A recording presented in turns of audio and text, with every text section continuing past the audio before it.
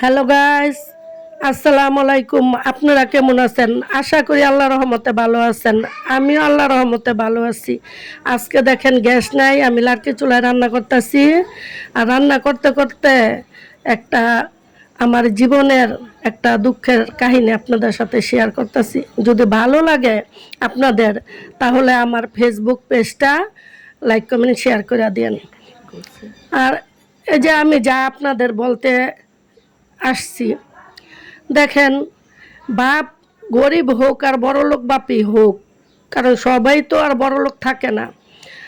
এই যে বাপের বাড়িতে মেয়েরা শাহজাদি হইয়া থাকে, গরিব হোক আর বড়লোক হোক বাপ। কিন্তু ভাইয়ের বাড়িতে দেখেন বোনেরা কেমন থাকে। ভাই যদি রাজা হয়, ভাইয়ের বউ রানী, আর বোনেরা হয় চাকরানি। তাই আপনাদের সাথে কথাটা শেয়ার করলাম, কারণ ভাই বোন তো সবারই আছে। কার কার জীবনে এরকম ঘটছে আমাকে কমেন্টে জানাবেন, আমার সাথে একমত হলে। আমি আমার ভাইদের শুভকামনা করি, আমার ভাইদের জন্য দোয়া করি, আমার ভাইয়েরা ভালো থাকুক, যেখানেই থাকে ভালো থাকুক। দূর থেকে দেখলো আমরা বোনেরা খুশি হই, সুখী হই, ভাইয়ের সুখে সুখী হই। আল্লাহ ভাইয়ের জন্য আমরা দোয়া করি, ভাইয়েরা ভালো থাকুক।